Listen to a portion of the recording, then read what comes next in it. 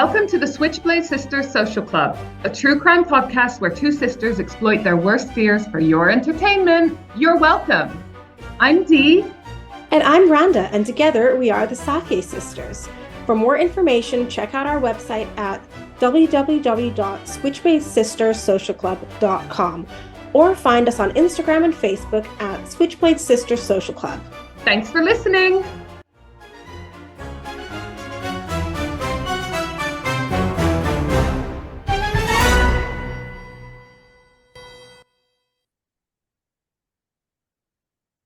Hi, everyone.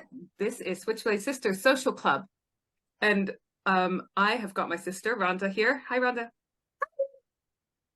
And your mic is being weird, so tilt it a little bit so that you... I feel like you've tilted it the wrong direction. I don't know. Away from yourself. Say hi again. Hi. There you go. Perfection. Although it is covering your half of your head. It's all right. It's okay. We'll deal with it. All right. Okay. And It's like a fascinator, actually. Okay. So we've got Dr. Brian Frederick with us today. Some of you might remember Brian joined us a few months ago for our Pride episode, which was just, I mean, can I say it was a blast if we were talking about murdery stuff? It was a blast. I had fun. I had fun. We didn't talk much about murder, but I had fun. Oh, you know, Brian, we just had, after that episode, so many messages from people saying you were just the most endearing person, the loveliest. We've never had a reaction like that where people just completely fell in love with one of our guests. And you know, because you got a lot of the messages. I did, actually, yes. And thanks to everyone who reached out. You know, thankfully, you haven't encountered me on the New York City subway, because I'm quite a different person, but you know, I'm in the comfort of my own home and talking to lovely ladies. I'm absolutely. But we're just thrilled to have you back and that you want to be in our company again, because we adore you and love you. And I'm really excited because we arranged to have you come on. I'm working at the moment with Crime and Investigation Play on their website, Brian. I think that's new since we last chatted, and they are hosting Meet Mary Murder on their platform as well. It's the only true crime streaming channel in the UK solely dedicated to true crime, so made for us. Nice. So you're on there, and rewatched you a little bit because it's just always nice to see your face on my TV. Thank you. And so we were we occasionally chat on the gram and whatnot, and you said, there's been some developments in this case, let's do another podcast episode. And I was like, please come back and play with us. So Rhonda doesn't know what topic we're doing because we like to do a reveal.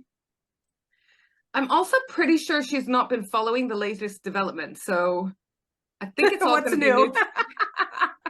Have you been watching the news recently? To be fair, I am a news copy editor, so when it concerns Middle Eastern news, I'm pretty on top of that. But the rest, no. We're fucking Rishi Sunak. Well, I'm on top of what he fucking did this week. If you were here in the city, you wouldn't be able to escape the news. So yeah, of course. Whoa, but, okay. Yes, because it's more related to where Brian lives than where we're from. Okay.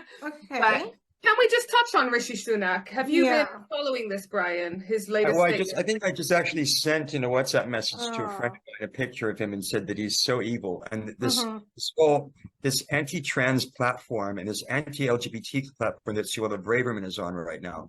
Just, you know what? Please just crawl into the ocean and just go somewhere, right? I can't stand these people. You know, I want them to just fuck off and fuck off further because they are just so awful. But all of them. I read about it a lot since Wednesday. I think when it happened, it was the Conservative Party conference, wasn't it? And I read about it a lot. But today I thought, I want to fucking see this clip. And to hear somebody be so disgusting and hateful, but with such pride, it made me want to punch him in the face. Did you do the same thing I did? And I thought, they must have misinterpreted it. Maybe there's some lefties getting a little bit meme trigger happy. But then you watch the actual clip of him talking, and it's worse than I could have imagined. Yeah. I feel sorry for their gay friends because they have gay friends, right? Oh, they it's the Tory party. Oh yeah, they put on a completely different face for the media. Paul and I used to sit and watch what's her name on Sky? Kay Burley. Mm. Oh, Yeah, yeah. I love Kay. We love Kay Burley, and I used to be so frustrated because she would ask questions of ministers or even the prime minister himself, and they all respond with the same canned response. It's something you don't see as much in the U.S., but over there, they whip them into line so that they don't. Anyway. Yeah. Paul, can I just say, Paul is the name of your fiance, right? Yeah, he's sitting over. That's what I was going to ask. I saw you look back twice. I thought, why is he not on screen? I want to see him. Can Paul come say hi? Oh my God. Come say hi, Paul. Oh my God. I hope he doesn't hate me for this, but I just want to say hi. He's fine. I feel like we know him. We see him all the time on Instagram. Hi. Oh my God. Oh my God. I feel like we know you. How are you? I'm good, thank you. How are you? You are so cute. Oh my God. Are you English? Yes. What? I did not Can- expect that accent. Come grab a seat. Join Paul, in. can you both please come visit us? Oh God, do we want to go back to England right now? I mean, we've got so many other places to go. I cannot handle this cuteness. Maybe we have a Labour government. Maybe we'll come back. Well, we're all right, hoping for okay. that. But oh my God, can we just take a moment to appreciate these two handsome devils that we have on Thank screen? you. Oh my Yeah, God. Paul's from Portsmouth. I met Paul when I moved to Portsmouth from I Cheltenham didn't realize to you start were working at the University of English. Portsmouth. Yeah, Oh yeah, my God. yeah. Oh, pull up a chair. Unless we bothered you. Were So you watching shy. TV? He's like- he's really shy. He's like, I don't want to have to listen to this murder shit anymore than I Oh no, already he loves do. it. He actually loves it. He's been watching documentaries on the case that we're going to talk about today. Pardon the noise outside. This is Brooklyn. He's been watching some documentaries with me about the case we're going to talk about today. So he loves this stuff. Oh, Well, maybe this is the time for the reveal. Oh my God, can we get Paul to do the reveal and then we'll leave him to his evening? Paul, do you want to do the reveal? Because my sister doesn't know what case we're talking. Please, no. He's so Oh, shy. bless him. All right. Oh, Okay. I'm so sorry. No. We've tortured him enough. We've tortured We him have enough. tortured him, but we love you, Paul.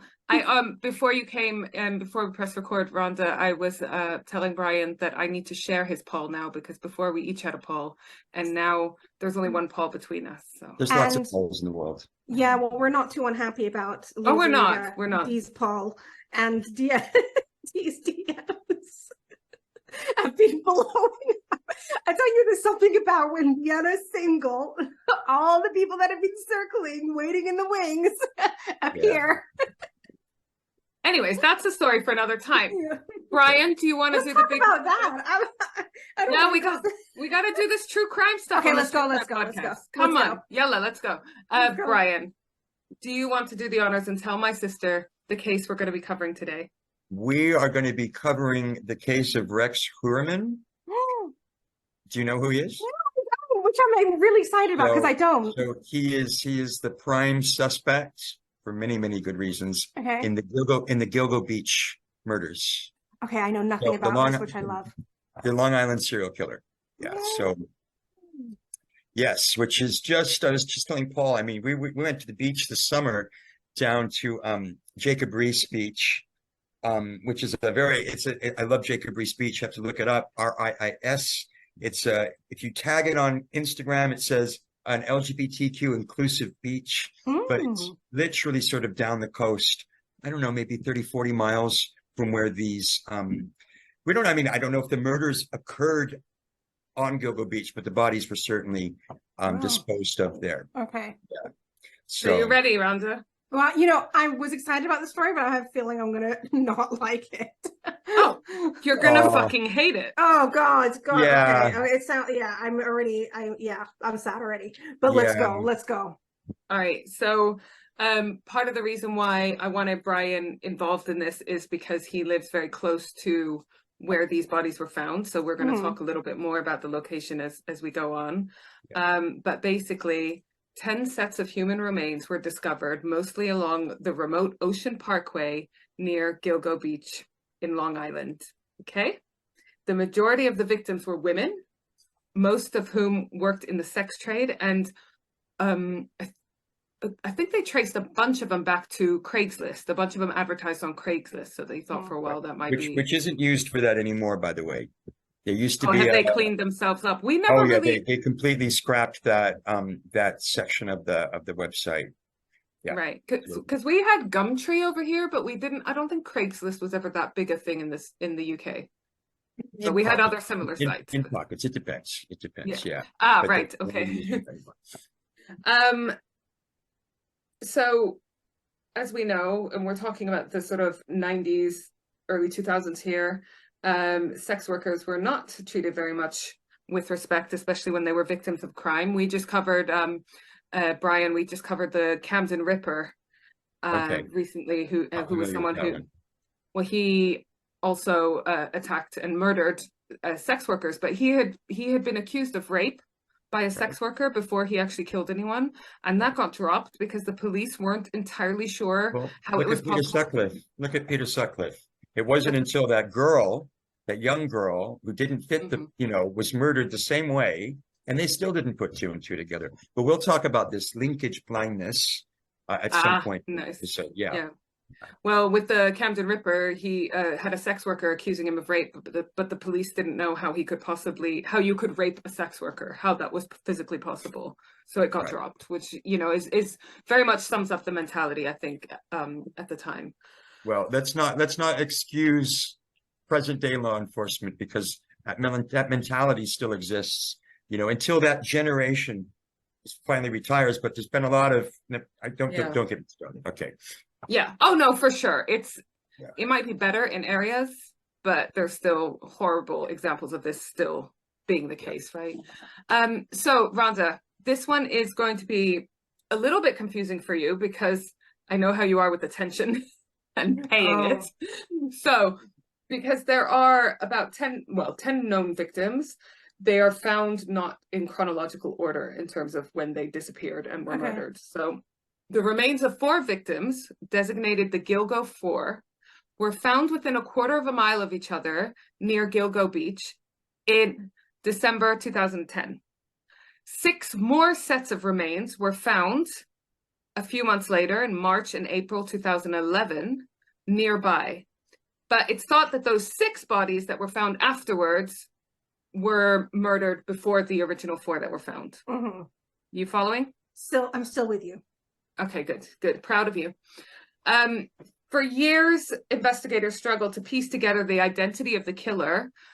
The identities of a lot of the victims were unknown as well. And they suspect that there is possibly up to about 18 victims associated with this one killer. So, should we start with the victims? Yeah. Okay, good.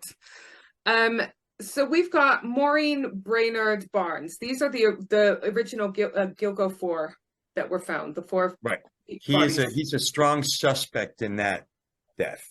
The other 3, they're pretty much it's confirmed, but she's the one that he still remains a strong suspect. Yeah. She was a sex worker. You'll see a lot of links. I'm going to talk about the victims, and you'll see, Rhonda, a lot of the links between, a lot of parallels, right? She was a sex worker who advertised on Craigslist. She was also a mom of 2, struggling to pay her bills, her mortgage on her house. She actually, this is really heartbreaking, she got out of sex work for many months, but had to go back to it after getting an eviction notice. This was basically survival sex work, and sadly, she did not survive it. On the 9th of July 2007, so this is a good few years before the bodies were found, right? 2007. Maureen was due to meet a client at the Super 8 motel in Manhattan. I'm going to flash up a picture because motels are just something we hardly ever see here in the UK, as you know. Yeah, what's our equivalent? Bed and breakfasts, or no? Do we not? I think it's the Travelodge, Yeah, service station Travelodge. Like oh, okay. Roadway lodging. Okay, it's along the motorway.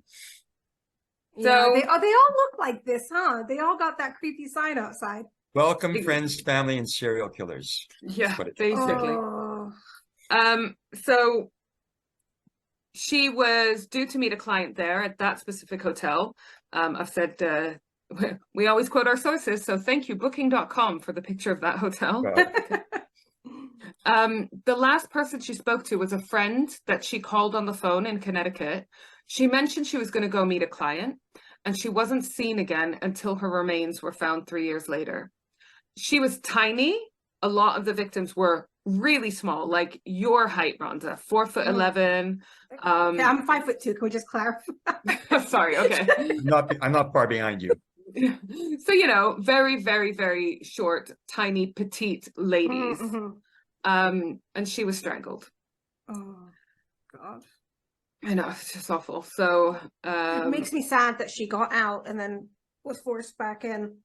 yeah, I mean, no judgment there for actually having to partake in sex work, but obviously it puts you in such a vulnerable position, and for her to have managed to avoid that but then have to go back to it, that's just really sad. Then we've got Melissa Barthélemy. She was the first body found. Hang on, I've actually missed a bit. Where's my bit about Shannon? All right, okay, so actually, the reason why they started Gilbert. Yeah, It was Shannon Gilbert. Yeah. exactly. I'll go back and I'll do some editing. D in post, fix this problem. So actually there was a lady called Shannon Gilbert, who I will tell you about in a moment, who went missing, and it was in looking for her that they suddenly started finding all these other bodies. Yeah. They didn't find hers until later, but yes, you're right. They didn't find her until right at the end. So it begs the question, did they stop looking because they found the original person they were looking for? Or if they'd carried on looking, would they have found more bodies? Which is a really grim thought. So Melissa Barthélemy was actually the first body found when they were looking for Shannon Gilbert. But they think that she might have been the second one murdered. She went missing on the 12th of July, 2009. So almost 2 years after Maureen went missing. Melissa, again, was 24 years old, so fairly young women, very young women, from New York, from Erie County, New York. And she had been living in the Bronx and was working as a sex worker, again, largely through Craigslist. She arranged to meet a client on the 12th of July, 2009, dropped $900 in her bank account, tried to make a phone call to an old flame, didn't get through to him, and then she disappeared. So this next bit is really creepy and gives me Larry Jean Bell vibes. Remember how he made all those phone calls? That's one of the worst fucking stories, that one. Because he just tortured the family afterwards with all of these phone calls. Of it, yeah. But might I add, though, that if he hadn't done that, the case would probably not have been as strong. So as unfortunate as that is, yeah, he was a bit of an idiot when it came to. Oh no, and I hope he hears that one day.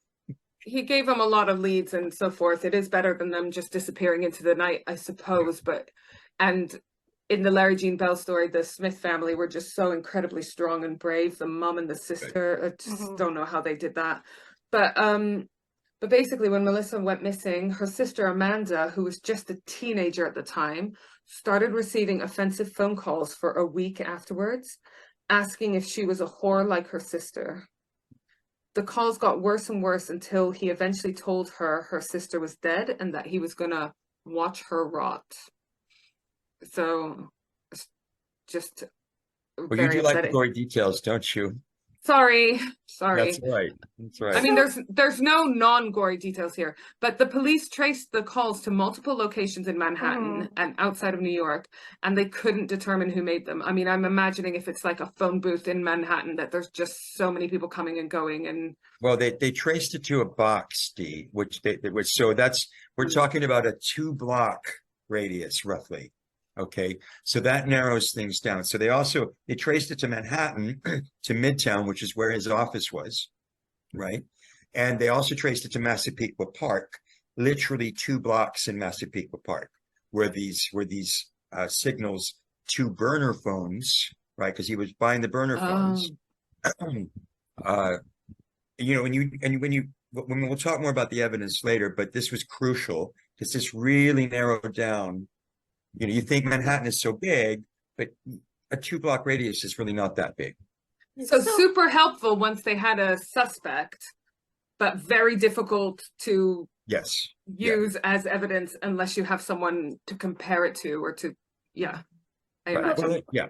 What I'd love to know, Brian, is what explains the torturing afterwards? Like, is this a separate? I mean, I don't think we're gonna. You mean is contacting the family? Yeah. What explains that? Because that's more than just enjoying I mean, murder. again, this is all speculation, right? I mean, Okay. I don't know the man. I Mhm. don't. I've certainly met people like him, Mhm. right? Whether they're sorry, my Alexa is reminding me to drink water. Alexa, stop. Uh, Alexa, stop. I mean, you asked that question, and the answer is I don't know. I mean, Mhm. I can only speculate that, you know, he was milking the murder for as much as he could get out of it, Okay. right? A lot of, I mean, I really encourage your listeners, your viewers, to look up the typologies of serial murder, okay? Because he fits a couple of different typologies, but one of them, if it's power and control, right? He is maintaining power not only over the person that he murdered. That's not enough for him. He's got to maintain power over the family as well, you know. So Okay. Okay. Cool. That does answer it for me. Because yeah, I just, yeah. yeah. Thank you. No problem. Ooh. Can I just say on an aside, because we were talking a lot about control over the victims and so forth in the last week's episode, which was on Harold Shipman. Brian, Mhm. my sister is There's another, broken because there's another, yeah, she always said, I'll never touch the cases where elderly people are the victims. And then she did back to back the Delroy Grant, the Night Stalker, and then who was a serial rapist of elderly people, right. and then Harold Shipman. Mhm. Right. So she's Yeah, broken right now. bless you. I watch horror films, but I don't tend to watch the slasher types because, I like more supernatural uh type of films, but this is not something that I don't do this necessarily, and unless it's, for you guys or, for other shows. I tend to live a different life in drag. No, I'm kidding. But you know what I mean? I really try to distance myself from it Yeah. because it'll I consume can you. imagine. I can imagine. You need Yeah. downtime. You need downtime. Although someone did ask me what I do to unwind from all the horrendous stuff that you have to read and everything, and I was like, actually, the true crime stuff is me unwinding from the Palestine stuff. So I don't know what I use to unwind for that. But I was editing the Harold Shipman episode today in a hospital, which Gosh, of felt all really places. weird. Right. Mm. Looking over your shoulder, I imagine. Yeah, and I kept on thinking, like, because I went with a friend who's having surgery, kept on thinking, like, please, like, I'm turning the volume down because I just didn't want any of the patients Oh to hear no. any of it. Just before going into surgery, All right, back to the Long Island serial killer. Sorry, we're having too much fun. On June 6, 2010, almost a year after Melissa went missing, a lady called Megan Waterman, age 22, from South Portland, Maine, went missing. She was also advertising as an escort on Craigslist. I will interchange escort and sex worker occasionally here. I know obviously they're very different. It's just sometimes on Craigslist, regardless of what they were actually practicing, they would advertise as one or the other or both. So she'd been living in a motel 15 miles northeast of Gilgo Beach. She was a mom of one and had been a victim of sex trafficking. She was 5'5", so she was one of the taller victims. Right. And she's still shorter than me, so she had also been strangled. So those are. Then we've got Amber Lynn Costello. So she is the final of the Gilgo 4. She went missing at age 27. Her town was just 10 miles north of Gilgo Beach. She was working as a sex worker. She was also a heroin user. So she was super vulnerable.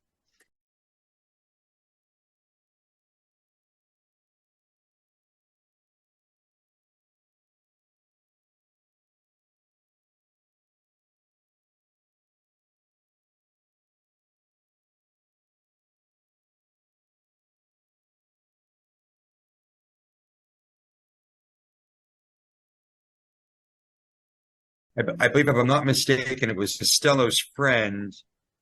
He was there the first time she met this guy, Rex Heuermann, and threw him out of the house. And then apparently she had continued to have conversations with Rex. He went to the police though and said, "Look, I think I know who it is. This is what kind of car he drives. This is what he looks like." And they did nothing with it. Yeah. Until just recently.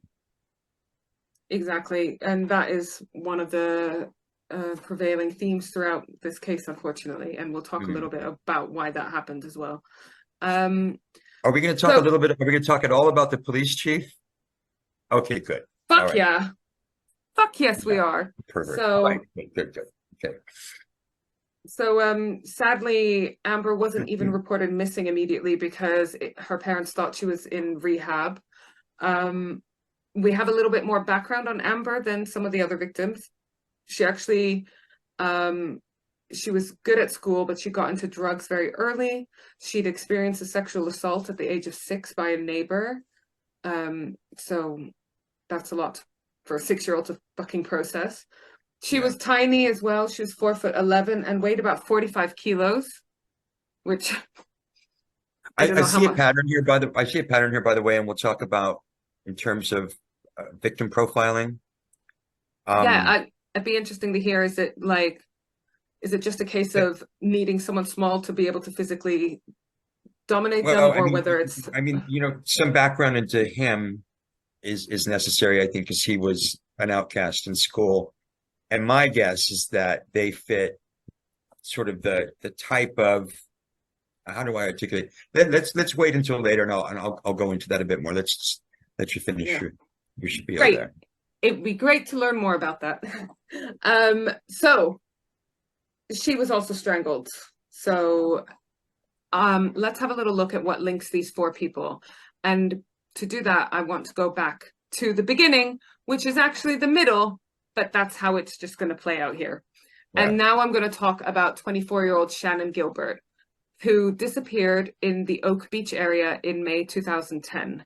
So bear in mind, this is before 2 of the Gilgo 4 ladies actually go missing. She disappeared while escaping from a client's home. She called 911 and spoke for 23 minutes, saying things like, "They are trying to kill me." And reporting that she was running away. That's we'll talk about that. That's what I would love to. A very uncomfortable feeling, but go ahead, Dee. Yeah, I would like to. I would love to discuss this. Yeah. Okay. A month after she disappears, the Suffolk County Police Department decide to use a cadaver dog to search for her. And we will talk more about the Suffolk County Police Department and their police chief, who is villain number 2. We need to be very careful about how we characterize them now, because I actually work with Suffolk County Police in my job. So okay. And they're not. It's a great organization. I gotta make the plug. It's a great organization. There's some great people there, but that doesn't speak to past past actions. I'm sure they've learned a lot from the mistakes of this case. Let's hope that that's the case. So they use a cadaver dog to search for Shannon Gilbert. And so here comes the hero of the story. Well, one of them. And that is a German Shepherd called Blue, and his handler, Officer John Malia. Sorry, I need to have some light, some respite from the darkness. So we're going to share the screen so that you can see Blue, the German Shepherd. I know we're all dog people here ish. Rhonda less so, but I just wanted to. And now back to the horrendousness. So over the summer, Officer Malia and Blue searched the area and to no avail. But then they try again on the 11th of December in the area of a gated community where Shannon Gilbert was last seen. Seems obvious place to start, but anyways, he looked around the shoulder of the motorway, or in American English, the parkway. Malia and Blue, hang on a second, because they were using FBI evidence that bodies are often dumped along roads, which is something I would like to, which makes sense, but it's a terrifying thought. Blue, the wonder dog, found human remains in a burlap bag, but these were not Shannon's. Blue had actually found the remains of Melissa Barthélemy. Remember, I was telling you about her earlier. They then found an additional 3 bodies while still searching for Shannon Gilbert. So they're looking for Shannon Gilbert, Rhonda, and they find 4 bodies. I'm still paying attention. All right, okay. No, I'm sorry if that sounds really condescending, but no, for it's me, because I can't follow anything. yes, it is meant to be condescending because you do Yeah, start I paying can. attention. No, but Yeah, also I I'm going to make a timeline for our socials because I get confused. Yeah. I get confused. So they're looking for Shannon Gilbert. They find the Gilgo 4, the 4 bodies. Many months later, in March 2011, they're still looking for Shannon Gilbert. And they find the partial remains of Jessica Taylor nearby. So they're still looking for Shannon and still finding other people's bodies. Jessica Taylor was 20 and living in Manhattan when she went missing on the 21st of July, 2003. Only 5 days later, on the 26th of July, 2003, her dismembered torso was found 45 miles east of Gilgo Beach. They identified the remains through DNA a few months later. The rest of her body was not found until this point, when they found skull, hands, and a forearm. She was also a sex worker working out of DC and Manhattan. Then in April 2011, police found 3 additional sets of remains. Valerie Mack, she was 24, also known as Melissa Taylor. She was living in Philadelphia and working as an escort. She went missing.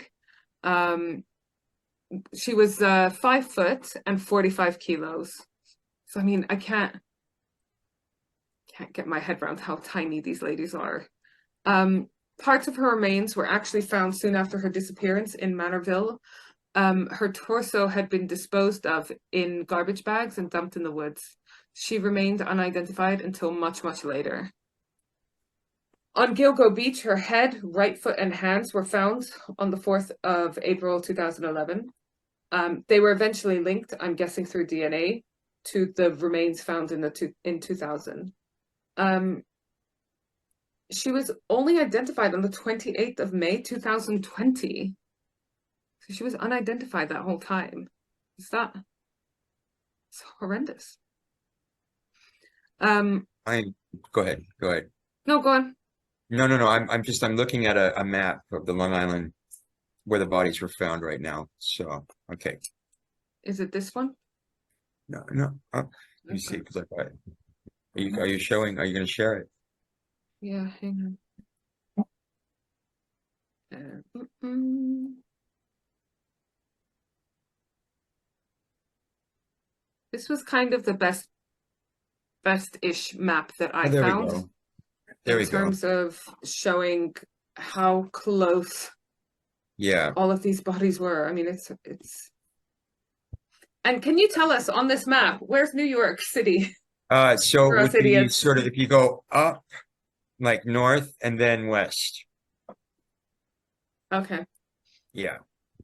And then the beach that we go to is just sort of off to the bottom left corner of the screen would be the beach. It's just a few miles down that way. I mean, it's a gorgeous area. I don't think we've ever been, Rhonda, but beautiful. You know, from what we've seen. So just something extra grim about having something so horrendous happening in such a beautiful location, isn't it? Mm. Okay, so police work. Hang on a second. Where was I? Drinking cider and it's making me very gassy. Maybe I shouldn't do that. All right, so there was also, this is horrendous, apologies, but there's an unidentified female toddler, baby doe, who is estimated to be between 16 and 24 months. She was found less than 250 feet from Valerie Mack's remains, wrapped in a blanket with no visible signs of trauma. I mean, she's a dead baby, so I don't know how they can say there's no fucking trauma. I mean, something's happened to her, right? Yeah. So yeah, I don't really understand that one. But both bodies although both bodies are unidentified, police were able to use DNA to determine that this toddler was the child of a woman who was found later, about 10 miles away. Mhm. So, yeah, I hate this one. Mm. The tough case. Sorry. Yeah. There was, so not all the victims were female. There's an unidentified Asian person, potentially transgender Asian male. Mhm. When he was found, he had been dead between 5 and 10 years. Whoa. Yeah, died from blunt force trauma. Mhm. They were not sure because it was potentially wearing, because they were potentially wearing female clothes, whether he was mistaken for female by the killer. But this one was killed, this victim was killed in a different way. And was actually, I think, shot. Mm. I think shot. Sorry, I will have to. No. There was an unidentified woman whose partial remains had been found previously on Fire Island in 1996. I hate that term, partial remains, but there's no. Is there a nicer Yeah. way to say it? No, there's not, is there? I mean, yeah, it's so they had already found parts of her previously, but now they had managed to find some more of her. Through DNA, they were linked to the remains found on Fire Island, but she is still she is unidentified. They have said that she's got a surgical scar on her left leg, so it's thought that she's been dead for more than 15 years at this point. Then there's something that I'm not too keen on, I don't think. I've thought about it a lot. You know how you have like Jane Does and John Does, Rhonda? Mm. When it's an unidentified person. Mm-hmm. Well, in this case, and I think I have read it happen in other places, they've like given some of the unidentified bodies nicknames based on the tattoos. Mm-hmm. And I don't know if I like that. Did everyone have a nice wee / Yes. smoke? Okay, let's get back to it. So, welcome back, everyone. Hope you enjoyed whatever adverts we made you listen to. Go buy those things because we love them and we think you'll love them too. So we're talking about being identified as what's the word? Using your tattoo as your Jane Doe name, let's say, Right. or John Doe name. I just recently, Brian, did an event at the brewery market. It was called Murder on Tap, where we paired craft beers with true crime cases. Okay. Which it was just an excuse to talk about true crime cases while drinking beer, if we're While honest. drinking. And what did we pair this one with? Gonna have to have a little think about that. But basically, I asked people to shout out what their name would be if they were unidentified.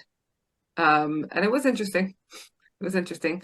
Rhonda, what would your name be? Oh God, regret.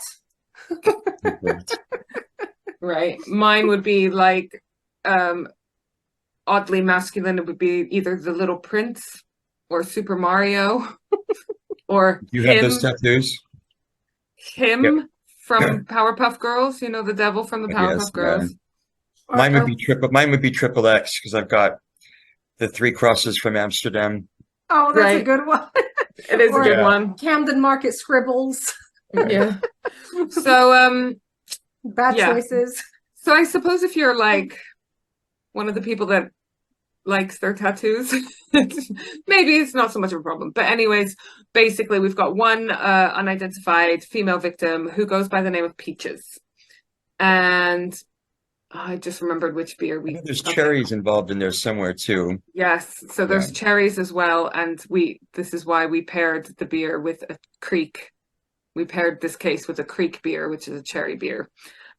So she's nicknamed Peaches because she had a peach tattoo on her left breast. She was a young African American woman, so again, slightly different profile to the other women that were killed. Part of her dismembered torso was found in Lakeview, New York. It was dumped next to the road in a Rubbermaid container. I don't even know what that is, and it's horrible. It's Brian, a bin. It's sort of the bin that you put out on the curb to be picked up for trash. oh, awful. They it took many years for the police to link the several sets of remains to this one unidentified female. And we now know that they are the same people. Thanks to some matching gold jewelry, it was determined that this woman was the mother of the toddler baby doe that was found. Which was incredibly sad that that's a family taken. Hmm.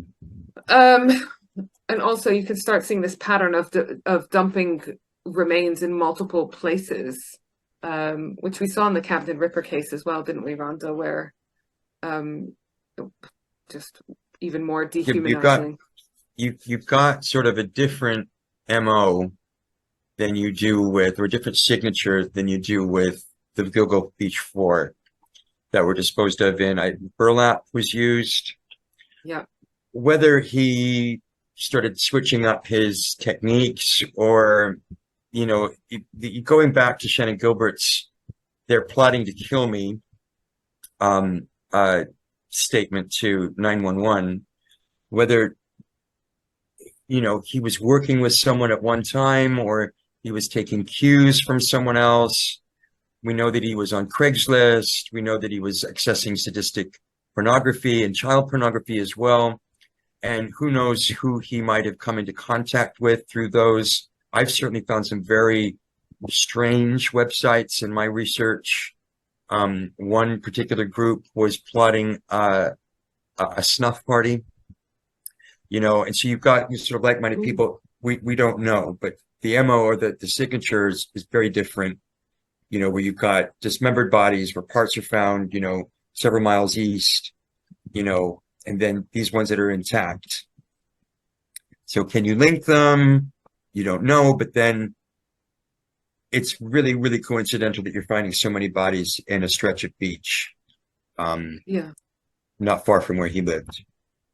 I mean, this is one of the ongoing debates, isn't it, about how many killers potentially could be involved in these victims. Did he kill in South Carolina? Did he kill in Las Vegas? You know, because he was known to sort of hop around. And I want to throw something in there, because one of these documentaries I was watching, I hate these documentaries. Can I just say, some of them are done very well, and some of them they just gloss over some of the more well-known accepted facts. And this one reporter stated in this documentary that killers tend to stay, or they tend to move around. Okay, that's not always the case. There are those who kill within their own neighborhood. I mean, this is well documented, you know. So to just sort of lay a blanket statement down that serial killers are known for, you know, large geographic areas is bullshit. Okay, and it just makes better storytelling. You know, they could be anywhere. Anyway. Well, Levi Belfield is one of the cases that we talk about a lot, and he was very much operating within the area that he lived and knew and worked. Yeah. And it was a fairly small area, so for a very long time. So yeah, absolutely. Yeah. It'd be nice if we could just explain very tidily what all serial killers were like, wouldn't it? Right. You know, so each person is unique, you know. Yeah. So now we're going to go into Suffolk County Police, and you tell me what I need to edit out at any point. But no, I'll try. I'm just going to make the disclaimer that I'm not speaking about Suffolk County Police as an organization, you know, and I don't know much about the particular situation surrounding the police chief, but he was known to, and I mean. So I was invited a couple of times to go to the Suffolk County Police Benevolent Association dinners out in Suffolk County. And when I heard that, you know, he would bring sex workers to these police functions, I'm just thinking to myself, you know, how often has this been? And, you know, knows if it had been years ago and I was working here, you know, back then, and I was invited, I would have probably seen him, and would have assumed maybe that it was his wife, but everybody else would have probably known, no, it was a sex worker. My thinking around this, so he So put his the, name's James Burke, by the way. I don't think thank we've said you, his name yet, but James thank Burke, you. yeah. Yeah, and not only him, but I think the prosecutor, Suffolk County prosecutor, went to prison as well, for some dastardly deeds. But the sort of the buzz about this is that he had put the sort of a halt on the case, even with sort of the information that they had, because again, this is the buzz. They were afraid. He was afraid that the focus him having frequented or having what I mean. I mean, Yeah. having worked with sex workers, right? And I would imagine that there's only a finite number of sex workers operating or willing to go to that part of Long Island, perhaps, and I mean, who knows if he had shared similar sex workers as Rex Heuermann, and he wouldn't have necessarily wanted to have been a suspect, although I mean, that's sort of there's a logic there, but I'm not going to go into that right now. But yeah, so I mean, at the very least, he would have been worried about his reputation. well, his I mean, job. but can you make that argument if he's bringing these women to police functions, right? So I mean, there's this blue brotherhood, there's this code of silence. Yeah. You know what I mean? But I just don't think he wanted to be a witness in the investigation, right? So if it turns out that, say one of the Gilgo Four was also he was a client of one of the Gilgo Four, then now he becomes maybe not a subject of interest, but now he's a witness that could potentially be called in to testify about this. I think he didn't want that, right? But within the organization, I don't think he cared. He was the chief. Yeah. So basically, Rhonda, this police chief at the time, was basically cock-blocked the FBI, stopped them getting involved for an incredibly long time. I've got this, don't worry, blah, blah, blah. And in the process and afterwards, a lot of stuff has come out, which I will go into more details, but very, why very why the FBI character. why the FBI didn't insist on. We had this before in other cases. It's like, I think it was West Memphis 3, where it's like, all the more reason to get involved when you sense that someone is like, But no. Yeah. So very, very strange.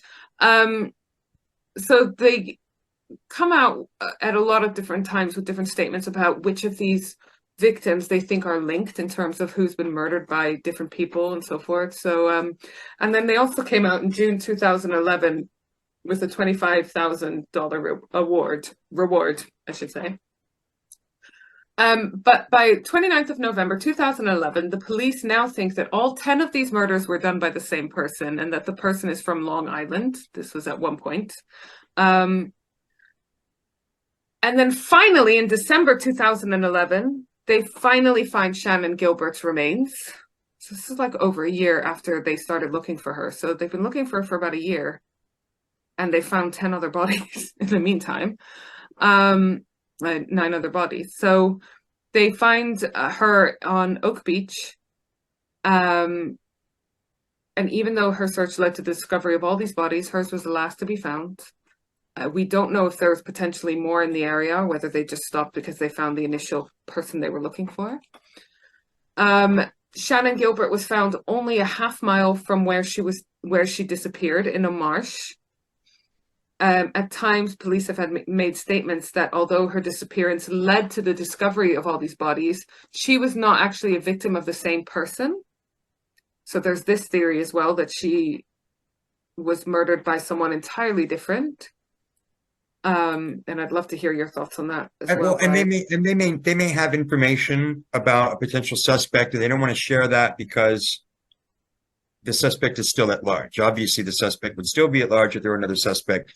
But I mean, it does stand to reason that she was found in the same sort of area. She was a sex worker, right? Um, I mean, And maybe it's that they don't have enough evidence against Rex for this case. that's they're not worried it calling will him his weaken. first name. There's just something sorry. about, no, that's just something I tell my students too, when you're writing about these people, you refer to them by their last name. I'm not No. lecturing, but please refer to them by their last name because we It's don't just 'cause want this to, one I struggle with his surname. Can you say it so I know yeah, how to? Not that I care Heuermann. about. Heuermann. If you were in Germany, it'd be Heuermann probably. Yeah, This piece of shit, I'm going to call him. yeah. Yeah. So, May 2012, the Suffolk County medical examiners ruled that Gilbert accidentally drowned after entering the marsh. And they say that she might have been in a drug-induced panic, and they concluded that hers was a death by misadventure or inconclusive. Her All family right, do not. I'd be running with the inconclusive because that just they're telling the story a little different over here, Dee, just so you know that they said the police once thought that maybe she Right. would, Okay. Yeah, I was going to say they might have changed their mind about this. And I think they did because her mother, Mari Gilbert, filed a lawsuit against Suffolk County Police Department to pursue the investigation. Because obviously, when we've had this a few times recently, when the medical examiners rule it as like not a homicide, then you're not looking for a murder suspect because it's not a murder. right. So in September 2014, forensic pathologist Michael Baden conducted an independent autopsy to try to determine the cause of death, and he found damage to her hyoid bone, Which would suggest strangulation. Exactly. Many true crime enthusiasts will recognize that as a sign of an indication of strangulation. Right. Also, this I found interesting because I'd never heard this before. He also stated the body was found face up, which is not common in drowning victims. Her death is still listed as an accident, meaning no one could be charged with her murder. So I don't know whether they've changed it since 2014 either. But do you want to hear a strange twist? What? And by strange, I mean horrendous. Right. Rhonda, you're quiet. Are you just? Yeah, I'm listening. I'm listening. I'm actually wrapped up in the story. So Shannon Gilbert's mother, Mari, who was pushing for her daughter's case to be recategorized as murder and so that it could be investigated further, she was stabbed to death in her home in Ellenville, New York on 23rd of July 2016. Her other daughter, Sarah Elizabeth, was arrested and charged with the murder. No shit. Which is just like, yeah, that's horrible. I mean, it's just that family would have already been broken by all of this, and just terrible. So 10th of December 2015, the FBI finally joined in the investigation. So they've been looking since like 2010 for these bodies, finding bodies constantly. At this point, they found like 10 bodies. Still don't know who it is. James Burke, the police chief is like, no, don't worry, we got this. And it's like a good 4 or 5 years later that finally the FBI joined the investigation. So basically, I don't know if this is a coincidence, but they announced that they would join the Suffolk County Police Department in the investigation a day after the former police chief, James Burke, was indicted for civil rights violations and conspiracy. So, well, I mean, with him gone, obviously, I mean, if you've got an FBI agent or team on a case and you've got a police chief that is, trying to keep them from being involved, and then that police chief goes away, that team's going to be on it. Like, let's get back in there, you know. So basically, James Burke was sentenced to 46 months in prison for assault and conspiracy, which I think I will talk about a little bit later. Rhonda, do you want to hear some more awful stuff? We actually have a list of potential other victims. Okay. These are some identified and unidentified murder victims who may or may not be linked in some way to these other victims. And it's something that perhaps in the trial we might learn more. Hopefully we'll get some answers about these. Tina Elizabeth Foglia, apologies if I'm saying that name wrong, She was 19 years old. She was last seen on the 1st of February 1982.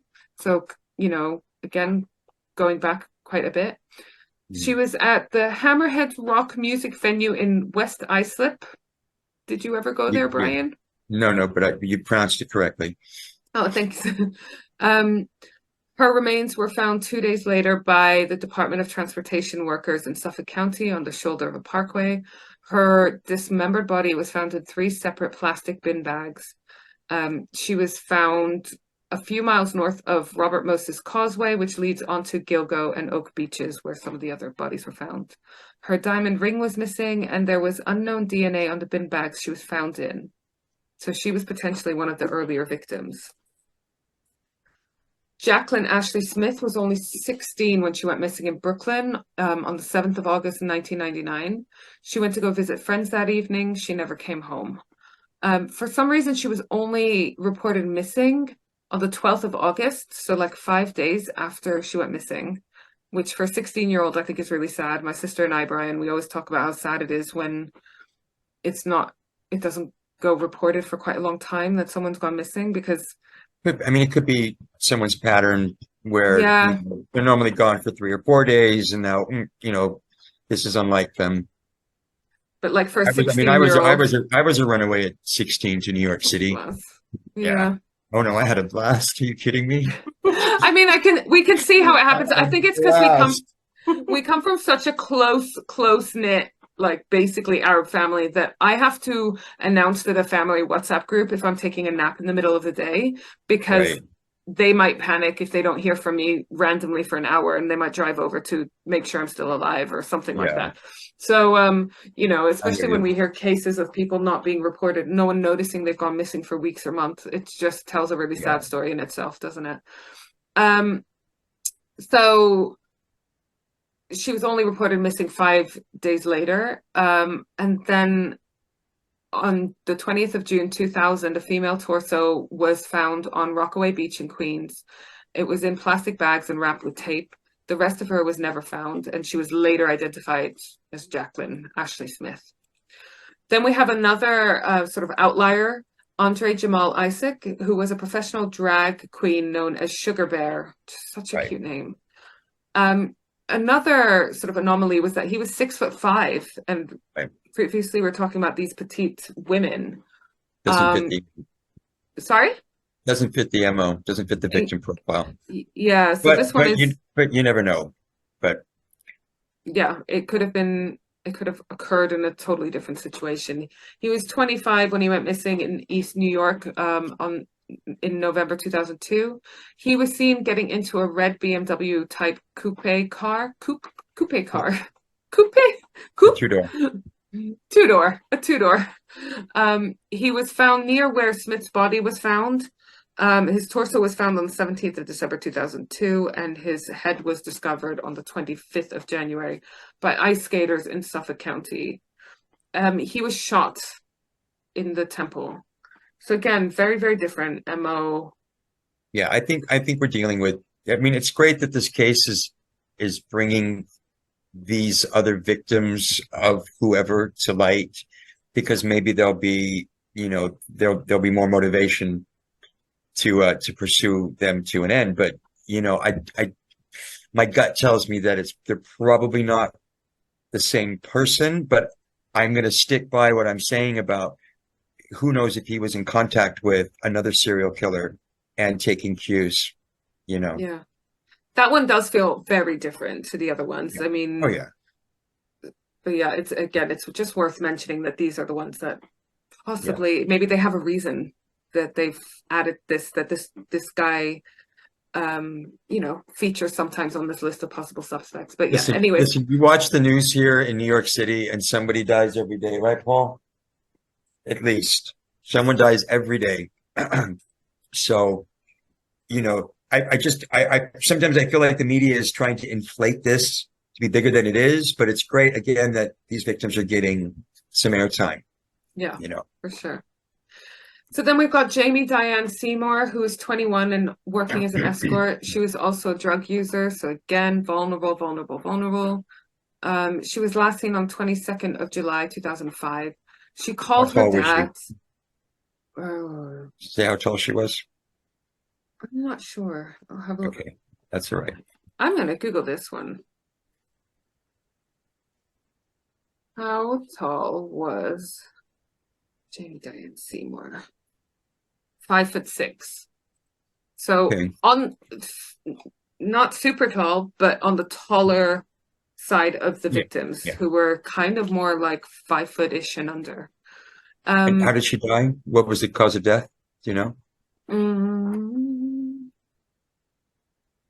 Because I apologize, my research didn't take me out of the four, yeah. and potentially Shannon Gilbert. Yeah, How? I think it was strangulation, but yeah. Which is not an uncommon way to sadly, die. I mean, and who knows? I mean, this is it's very common with domestic homicide, intimate partner homicide as well. But he was a hunter, yeah. I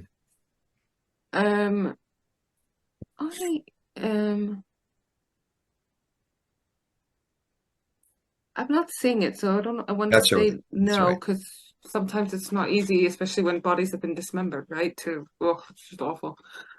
She called her dad on the 22nd of July to tell her dad that she was going to meet a client at the Port Authority. So her dad knew that she was working as an escort. So it's, And Port Authority is known for sex work. Well, was at one time, male and female. Yeah, so it's and just trans. yeah, and just such a I'm guessing this dad was like, I just want to know for Yeah, your safety. I don't know. He wanted to be kept aware of her activities so that he would at least know where she was or whatever. right. Jamie Seymour used someone else's phone to call her mum later, and that's the last anyone saw or heard from her. It took 2 weeks for the family to report her missing. We talked about this before. We just talked about it. It seems clear she didn't just run away, because she had just called both her mum and her dad. So she obviously had some contact with them. So it just seems, for ages they thought she was just missing rather than had been murdered. But she was in regular contact with her mum, her dad, her sisters, and they just all of a sudden never heard from her again. She was also very small framed, and she disappeared from the same place in the same month as Melissa Barthélemy, Maureen Brainard Barnes, and Jessica Taylor. Right. So we could probably link that. Feels very similar. Tanya Rush was 39 when she disappeared, so a little bit older than, the other ones who were mainly in their early 20s. She was last seen walking at 3 a.m. in Brooklyn, and her dismembered body was found by street cleaners in a suitcase on the 27th of June 2008. She was a mother of 3 who worked as a Salvation Army volunteer and had worked in telemarketing. She developed a drug addiction, though, and took up sex work. She was African American and lived in Brooklyn, New York. So, where was her body found? I don't know. Where was I had a map up earlier. Let me see. What was her name? Tanya Rush. Okay, I'm not seeing her on the map. She was found in a suitcase on South Newbridge Road, exit ramp to the westbound Southern State Parkway in Nassau County. Okay. So I think we're reaching now. Yeah. Yeah. Probably. There was several other identified victims who were also possibly linked to the Gilgo beach victims. Cherries, as mentioned. Right. On the 3rd of March 2007, a suitcase was found on a beach in Mamaroneck. Mamaroneck. Yeah, that's on the other side of Long Island, though. That's up where my family lives. That seems to me like it would be way out of his geographic area. Why? So I'm just curious, though, Dee. So why are these names coming up? Do they think that they might have something to do with them, or are they taking wild guesses because these are unresolved cases? And now we've got a serial killer, so we're going to try to pin as many of them. Okay. Yeah. So this one is linked because she was sadly dismembered. in a very similar way to some of the other cases. But she was African American, and I know there are cases of serial killers crossing racial divides. I don't know, Yeah, you know, but but I mean, but the Gilgo Four, none of the Gilgo Four were dismembered. that's true. That's true.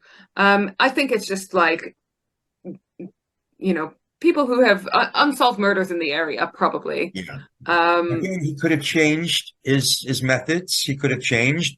Maybe that was too messy or too cumbersome, or maybe he just started having even more of a disdain for the type of victim he was pursuing, and just felt that who knows? Yeah. He'll never admit to it, though. no, No. I don't think so either. So I'm gonna say possible suspects at the time. If that's not too much of a problem for you, Brian, because I'm No, going to talk about it's James not. Burke. It's not. It's. I'm more interested in sort of that stretch of land along that beach. Yeah. And obviously, if you're finding, I mean, I think we're making the connection here between there were body parts that were found in that same stretch that were found elsewhere. So we could logically deduce that maybe he changed his methods. But again, I'm going to go back to, or maybe he was taking cues from someone else, Oh, well. Yeah, who knows? So in a little bit, I'm going to hand over to you to talk about this piece of shit. But just wanted to quickly talk about a couple of other people who were on the police radar at the time and since then. I actually, at this Murder on Tap event, I talked about 4 possible suspects, and I made everyone vote for who they thought was the most likely murderer, basically. And it was really split. It was split. So, and then I revealed that there was actually someone who had been charged currently, and we're awaiting trial and so forth. But number 1 is James Burke, the former police chief. He was done for conspiracy and assault very soon after, and it was clear that he was blocking the FBI from getting involved in the case for a very long time. He assaulted a man in custody who had stolen a duffel bag from his police car. This bag contained sex toys, porn, and Viagra. Which begs the question, why do you have all this in your work car? Yeah. They also, going back to Shannon Gilbert's family, they said that an escort told them that she thought Burke was linked to the case more so than just being a police officer in the area. She said she was at a party and Burke was there, and she saw him drag an Asian woman by the hair. At another party, the same escort engaged with Burke sexually, and she said that he was so violent with her, she nearly started to cry. He was unable to reach orgasm and just threw money at her. So he sounds like a piece of shit. Anyways. I think. Yeah. So I would love to know. This is a wild shot, long shot. I would love to know if Burke and Heuermann knew each other. I would love to know that. Yeah, I mean, it's a long shot, but who knows? Hypothetically, in a made up scenario world where we don't get sued for anything that we say, some of these circles are very small, aren't they? And very, you see the same people at parties, and I scratch your back, you scratch mine, etc., right? One of the other people that came up on the radar at the time was John Bittrolf. This guy had already been convicted of murdering 2 sex workers and suspected of a third. There were apparently similarities between the murders he was already convicted for and the ones in and around Gilgo Beach. At the time, Bittrolf was a Suffolk County resident in Manorville, actually, where partial remains of Jessica Taylor and Valerie Mack were found. He was an experienced hunter, which they believed would lend itself to the knowledge needed to dismember bodies. Well, so was Heuermann.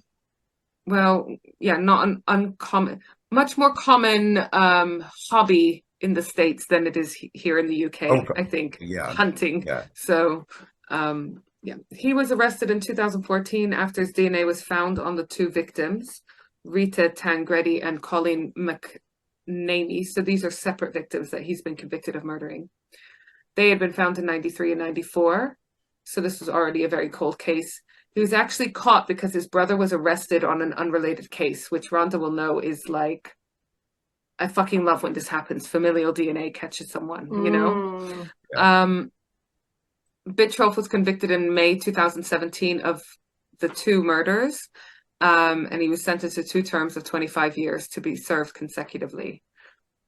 In a strange coincidence, or not, the daughter of Rita Tangredi, one of John Bittroff's victims, was the best friend of Melissa Barthélemy, one of the Gilgo Beach victims. Well, Small world, again, I would love to know if the two of them knew each other. Rex and right? Rex Heuermann and this other piece of shit. Yeah. Exactly. James Bissett. This one is a stretch, I think, but again, maybe they also party together. James Bissett owned a plant nursery business, which was the main supplier of burlap in the region. And if you remember, there were several victims found in burlap, which seems like just like a random fact. And okay, he supplies most of the burlap, so of course it's going to be his burlap. But burlap's what's used by hunters to package up their kills. Yeah. Typically, yeah. But the reason why he comes into this list of possible suspects is that 2 days after Shannon Gilbert's remains were found, he committed suicide. No, I want to say that again. What is the term we're meant to use? He killed himself. He killed himself. He killed himself. So 2 days after Shannon Gilbert's remains were found, he killed himself.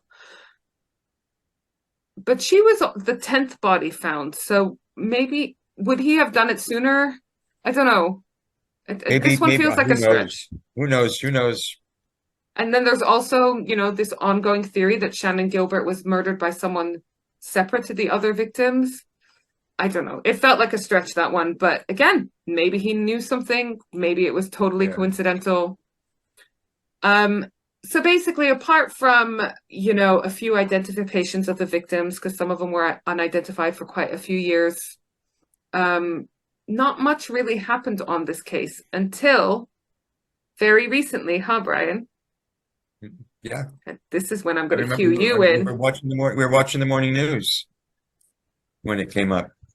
Yeah. So, Rhonda, are you frozen? You're so silent. Are we just fascinating you? I'm actually listening to the story. This is literally like watching a film. I can literally just sit back and it's just that you normally talk through films. Enjoy is the wrong word, but I'm actually, do you know what? I do know that name because I do remember seeing that name pop up actually on other true crime podcasts. Yeah. I don't know the story though. I just remember that I heard the name. Now you do. And so basically Brian's going to tell you what happened recently that's made it all come to. Well, I mean, you've got a few things going on. So you've got this witness statement from, I can't remember his name now. Not Shannon Gilbert. Sorry, was it Shannon Gilbert? No, it was. I want to get his name because I want to give him because I think this guy should be given the $25,000 reward money. How come no one ever gets that reward money that deserves it? I don't know. Hold on a second. Gilgo Beach. I want to get his name right. Gilgo Beach. That legend. She had apparently had a John, right? That she didn't feel comfortable about. She called her friend to come back to the house. And this guy and Rex Heuermann got in fisticuffs, and Rex Heuermann ended up leaving, driving away. And later, when more bodies were found or something. I can't remember when it was. This was years ago, or when people went missing. This guy calls the police and says, "Hey, or was it? Didn't have." When she went missing, I think he might have called to say that he had a feeling it might be this guy. And he explained it to him, and he told him what car he drove, and he said he was 6'4". He looked like an ogre. Ah, that's the word I need right there. Hold on one second. That's the word I need to put into Google, because this is the way the guy needs to call police. And he really does. And while And- you're and bringing, it really does, yeah. I'm gonna bring up a photo for you, Rich. No, Oh, yeah, I've seen the pictures. Yeah. Yeah, Yeah, he's show me. Oh, he's so gross. just horrible. Anyway, I still can't find it. Fuck it. So if they Piece had of done, shit. if they had done, oh God, look, they got next to Trump. Oh, Oh. God. Oh, You're gonna put me off my lunch. sorry. That's right. Let me collect my thoughts again. So he'd given them this description of this guy, 6'4", tall, looked like an ogre, drives a Chevrolet Avalanche, first generation, right? And it's in this general area. They could have done a Department of Motor Vehicles check for Chevrolet Avalanches of that color in that area and found him, right? Mhm. But this And is, don't you have your height on your driving license over there as well? you can find out who the car is registered to, and then you go and you run the driver's license information on the owner. Yeah. Okay. So you've got that bit of information, but you've also got these cell phone, the signals from these what they call boxes. Okay. That they were able to triangulate using, obviously, the phone calls that he had made to one of the victim's sisters, right? The phone calls he had made to escorts, right? You've got that, and then when they finally sort of pin it down, and they start thinking, okay, it could be this guy. They're surveilling him, and they were able to grab a piece of pizza crust out of a rubbish, a trash can on the street. Unlike London, we've got trash cans everywhere. London is like paranoid about having trash cans. Yeah, and they were able to match the DNA to DNA of a hair that was found on one of the victims' bodies. So that's when they went in and made they swooped in and got it. And didn't they find some other DNA? They Of found his DNA wife. from his wife, but that's transference. I mean, that, Yeah. ask anybody. But sure, I'm not saying that she's involved. I'm just saying that's No. obviously linked him I don't further. get the impression. I don't get the impression that she's involved. At least she's not a named suspect. No. She seemed pretty shocked, and also she was out of the country in Iceland with her kids when these murders were taking place. But I mean, obviously that links him to these victims further. It's just another super creepy fact, isn't it? Imagine you find out your husband's doing all this and transferring your own DNA onto these murder victims. It's just awful. It's just She's fucking filed for awful. divorce, which is good for her. Good She's for filed her. divorce. Yeah. Oh, So yeah. those are the. I mean, this more recently, sort of in the past couple of days, they're talking about, he had like over 300 weapons in a vault in his cellar. At least 50 of those are illegal weapons, meaning that they weren't purchased legally, they weren't registered to his name. So what's he been he- charged with? Huh? What's he been charged with? He has been charged with 4 counts of, it's homicide. There's a name for it. It is, hold on a second. It was a new one on me. Hold on a second. Charged with, I love these glasses. You look so handsome today. I got these at the Museum of Modern Art. It was a gift. Yeah, they're called Easy Peasies. They're from France, but I guess they're a designer that MoMA here in the city picks up. I just want to see what exactly, because I mean, obviously he's being charged with murder, but there's an aggravating factor to it. It's like violent murder or something like that. Mm. Yeah, but he's been charged with murder, obviously, but I don't know And of whom, I would like to know as well. So he's being charged with murder of the 3. And I think you can pull up the court filing to find that out. Let me see, court documents. Yeah, because I don't think he's been actually charged yet with the murder of Brainerd Barnes. Court documents, Rex. Let's see. There we go. I'm going to share my screen with you. Oh, wait, let you. Oh, so because Just you bear with disabled me. me. Oh, No, I just haven't Disable allowed. this. Okay. Am I There able you to go. now? Yep. Okay. Let's see. There we go. All right.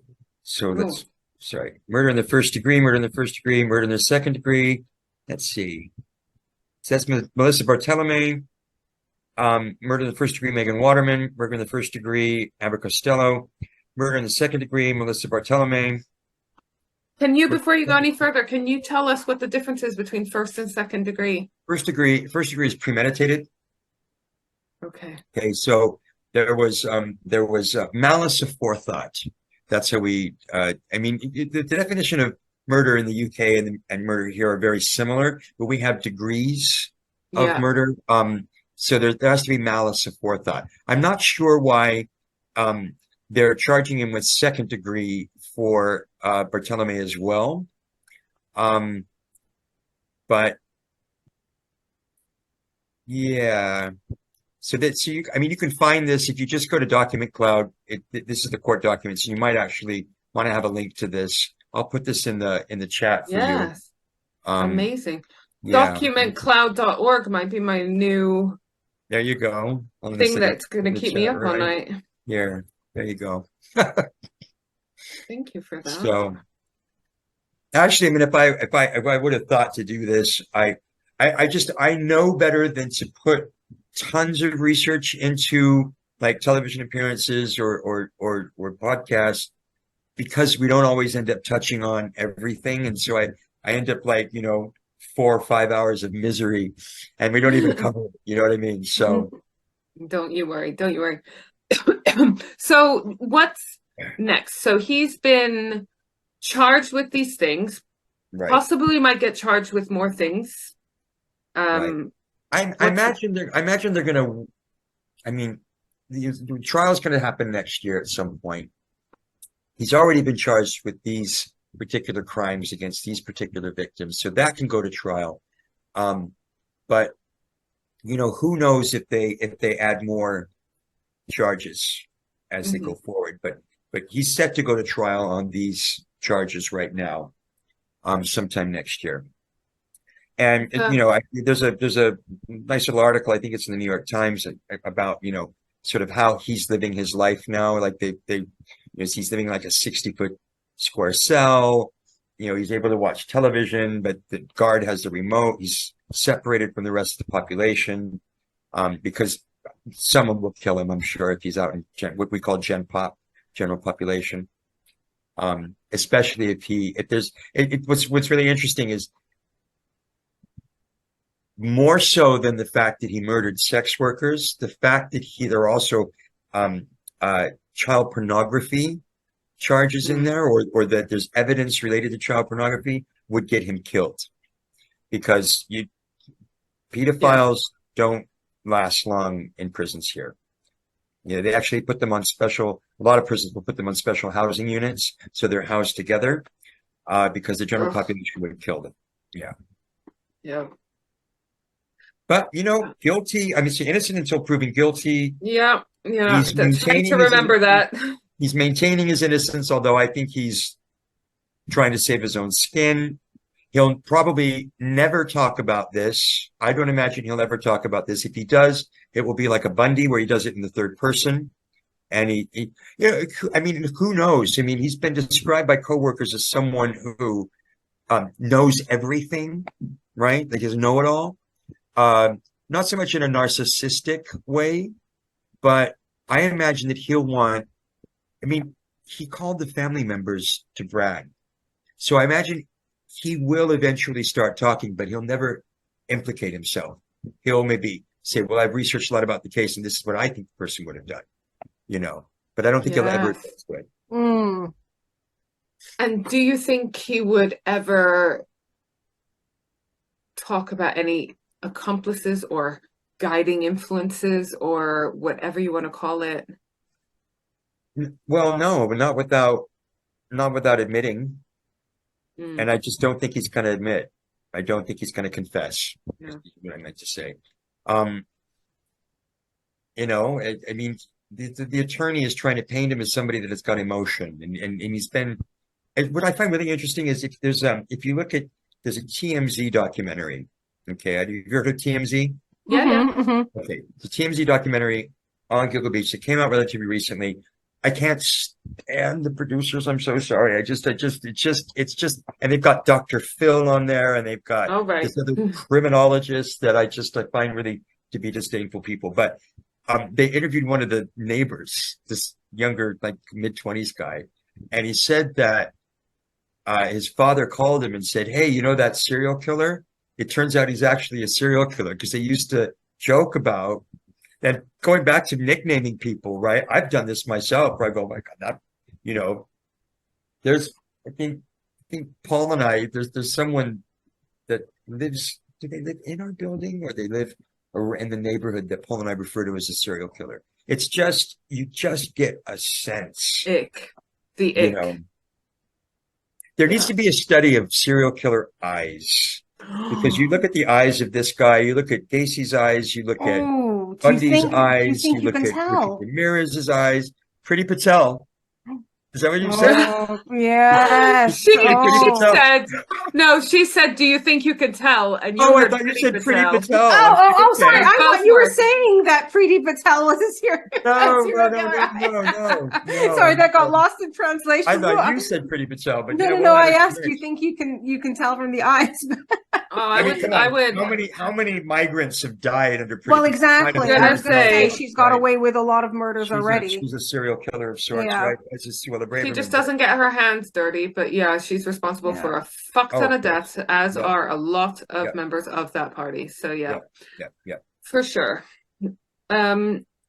Brian, it's been fucking amazing talking to you about this. Thank you. Because we want everyone to keep an eye out on the news, because apparently they're now plowing through all the documents and so forth and associated pieces of evidence.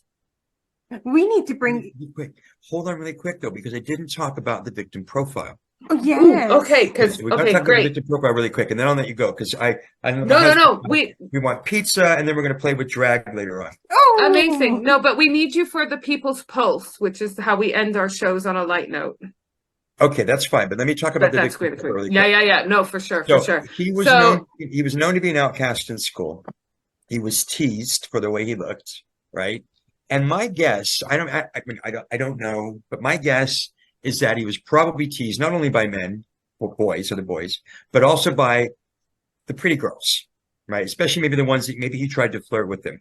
And they could have been, I mean, we're talking junior high school, they were shorter, right? So he might have gone for sexy-ish women who were of this height, right? The same sort of height as the girls that used to make fun of him. It's just, it's just entertaining sort of a line of thinking here. Sure enough, I mean, they were, this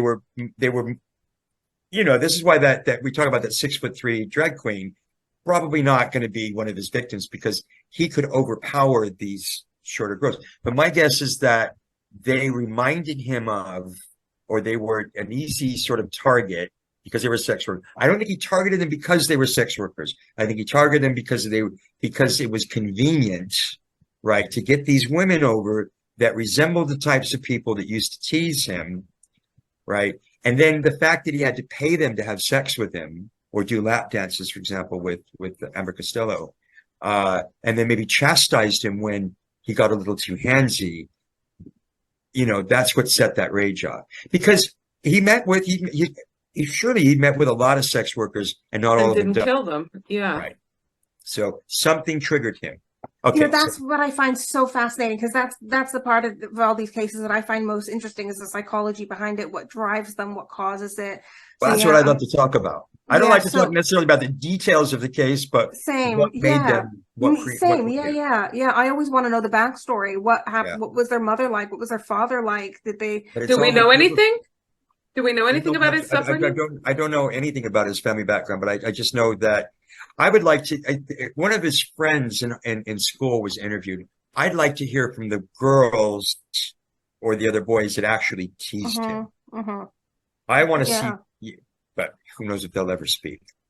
You know, the other thing I'm interested in also is, you know, when they are in jail, do they all get psych evaluations? Because I always think unless they do. Okay, that's interesting, because I always think unless you know what it is, how can you get to the root cause? You know? And one of those batteries that they use, one of those I like the word term battery, but one of those tests that they use would be what's called the Hairs, and I'm going to type it into the chat for you so your folks can look it up. Hairs Psychopathy Checklist Revised. So it's called the PCR, right?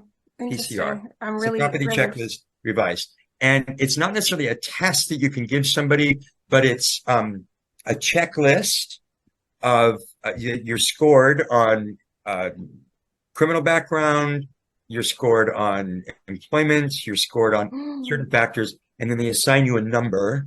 And if it's greater than 30, you're a psychopath. So obviously the guy, he's got psychopathic tendencies, but he would have been given that, I'm sure, by now. They would have assessed his file. Okay, so, I'm really interesting. Okay. So what's this thing that you need me to do before we? So we have struggled with the ending of our show because, you know, we come to the end of a really horrific case and then we're like, bye. Sorry for the nightmares. So we've decided to lighten the mood at the end of our episodes with the People's Pulse. This is where we cue the theme tune, People's Pulse, People's Pulse. We got like, and so we ask our Instagram followers in our stories every week a question. We've had things like best first date, or no, with worst first date, sorry, and best first date ideas, ideal first date ideas, weird crushes, all kinds of stuff. Usually I'm not involved in it at all, and we just have my sister telling us. So she's going to now tell us what the question is of the week, then we will all answer it, and then she'll give us some responses from our listeners. So well, I'm going to give you thinking time, Brian. So the question this week was, have you ever been barred from a venue? So I will, since we've just sprung it on you, I will give you some thinking time while we read out the responses. While we tell ours, Rhonda. Okay. He forgets the order every time. Okay. Now this sparked because I talked about Yates's in Hounslow. I don't think it's there anymore. So or maybe it is. But basically I got barred from there. I was just like drunken misunderstanding. Like basically we were there having drinks. A waiter or one of the bar staff came over and said, "Did you order food?" And he came out with loads of platters, and I got drunk and excited and was like, yeah, put them on our table. Joking. Just joking. Right. They put all of the food on our table and we ate all of it, but it was for a party. Oh my God, I don't remember this. It was Yates. Yeah, I think it was after work because I used to work in Hounslow. Yates yeah, so they barred me, but fuck them, I didn't want to be there anyway.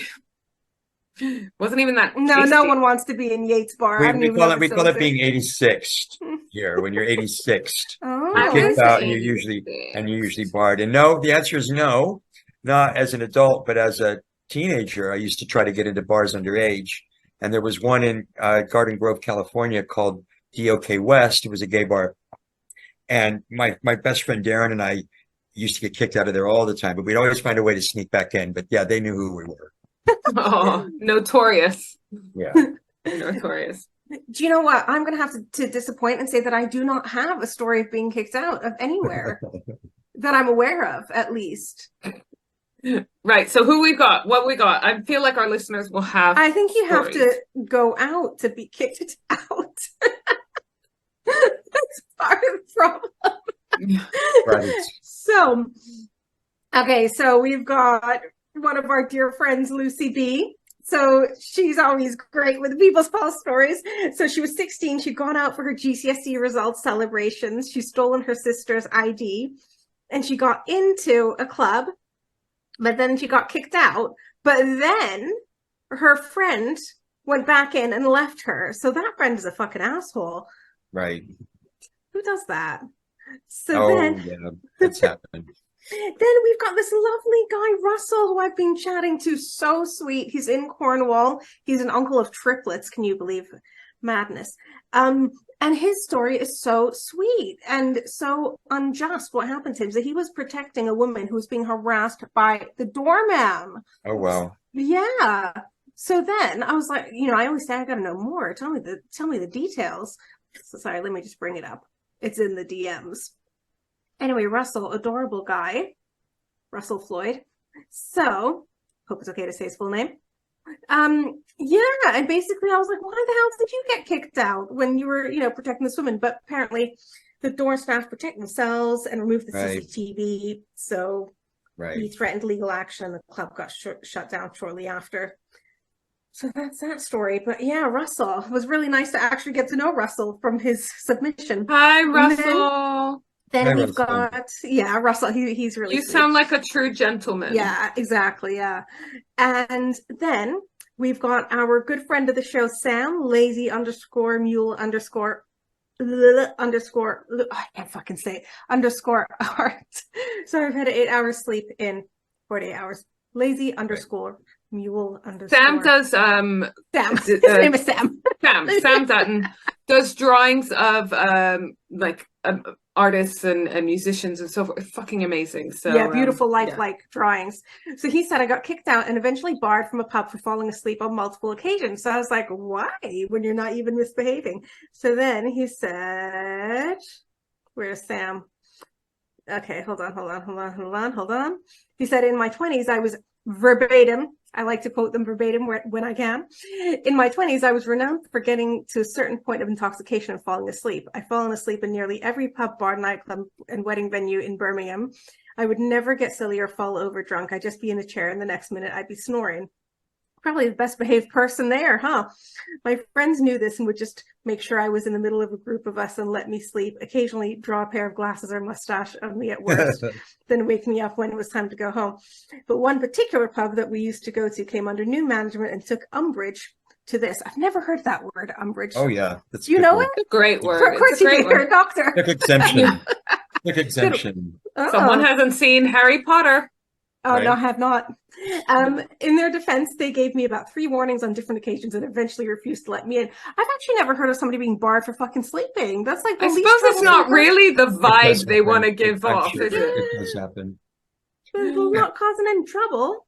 Okay, so then, oh, Susie. Okay, Susie Susie is a legend, Brian. She comes star. out. of the People's Palace. Every week she's got a great story. One of them involved her, I think, shitting herself at work, accidentally texting and accidentally emailing the whole company, reply all to tell them. So Susie's amazing. Like every week, it's a crazy story. But she actually said, "No, I've not. I'm gutted. I've got no bizarre story for you." But Susie need not apologize because she has produced every week. She can have a week off. So, okay. We got a couple more. So we've got one of our detectives, Dee. So then we had one of our top 3 favorite detectives, Stephen Keogh.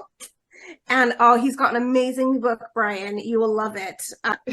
Murder investigation team. So he talks about the actual step-by-step process of how a murder investigation it goes ahead, which is really interesting for lay people like me. But then he does like a sequel where which about Jack the Ripper, where he applies modern day murder investigation techniques to fabulous.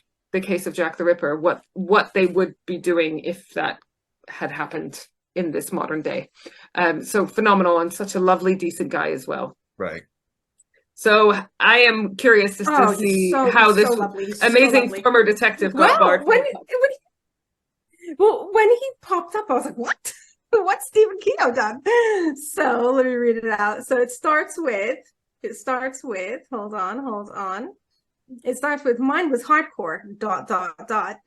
Arguing with the barman whether my JD had a Coke or Diet Coke in it. Very dull. I disagree. It's important. Yeah, and you know, it's good to also, have... you can fucking tell. You can Right. tell. Yeah, and it's good to have a sense of entitlement. It made me laugh because I was not expecting one of our detectives to pop up in the People's Pulse and got barred from somewhere. But yeah, Stephen Keogh. If any of our listeners have not checked him out, he is amazing. He's great on LinkedIn. He's great on Instagram. Stephen_Keogh_author. Oh, and one more. This was not a submission. Is this the last one? This is the last one, but I'm going to volunteer it. But my friend Karen, Does Karen know you're volunteering her? She doesn't know. She doesn't listen to this.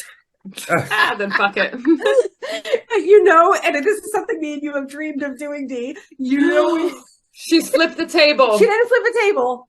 Just as good. She literally cleared the bar of all the drinks in a rage, and her dad had to come pick her up. She was still being escorted out. Great. So yeah, that's the People's Pulse. People's Nice. Pulse.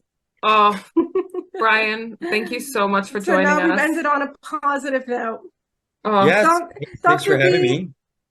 Dr. B, we need to have you back. I need you to tell us all about serial killer eyes. That's a whole other episode I want to know all about. Anytime, yeah. Oh, we love you so much. Thank we you. really so do. much. It's been a pleasure. I look forward to seeing it. Well, we are going to let you go off and play with drag because you're Thanks. awesome at it, and we I'm wish going to go we were eat some playing with pizza drag too with you. now. Yes, I'm going to go New York eat pizza. New York pizza. I've got Domino's waiting for me Oh downstairs. no, it's nothing like New York pizza. No, I know. No. Yours is like pie, right? Yeah, Or is that it's Chicago? It's just a flavor. It's just a flavor. Yeah. Oh, I know. I watched Real Housewives of New York. I've seen it. It looks so good. If you want really quick, sort of New York pizza sauce recipe. Yes, I do. Yes. So you take crushed tomatoes, like a couple of cans of crushed tomatoes. Uh-huh. You take one of those tubes of the tomato paste. Yep. Right. I usually do it in a blender. Lots of cracked black pepper, fennel seeds. It's very Oh, important. Fennel okay. seeds, a little bit of Okay. sugar, salt, Italian seasoning, and some garlic. Garlic, typically, like you just chop the garlic up. Right. And Fennel. you do that, spread that on. Paul, in England, we used to go out and get the garlic naan. Like Yes. just the plain naan, and spread that out with your mozzarella. It's got to be mozzarella, a little bit of cheddar, and a little bit of Parmesan. So mostly mozzarella, tiny bit of cheddar, just to sprinkle over the top, and then a tiny bit of Parmesan, and then whatever you want. I guarantee you eat that. It'll be probably the closest thing to New York pizza you've had, and you compare that to what you're eating at shit Domino's, and I guarantee you're gonna go, oh my god, it tastes a lot different. Oh my god, But it it's sounds the- phenomenal. Everything you The described. fennel is the key part. Yeah, surprised by Well, that. I've got that recorded, so I'm going to type out that recipe for our listeners. My grandma Oh, used to thank own a you. pizza restaurant in not far from Mamaroneck, where we were talking about earlier. Oh, So yeah, wow. so we Oh got my people god. in my family. Thank All you right. so much. You guys take care. Mwah. Love you both so Thank you, much. Dr. Mwah. B. Mwah. Thank you. Bye. Mwah. Bye. Take care. Love you. Bye. See you Bye. later. Bye bye. Hey there. Thanks for being a loyal listener. Do you need a new website or want to boost your social media performance? Or do you hate podcast editing? You've tried optimizing your website and social media channels, but you're still not getting the listeners, downloads, and engagement you want? We, the Safier sisters, love helping people with tasks that they hate. We know a thing or two about podcasts, websites, and social media, and we love working with other podcasters and business owners. So why not head over to switchbladesisterssocialclub.com and go to our Work With Us section. We believe in collaboration over competition. A rising tide raises all ships. Bye!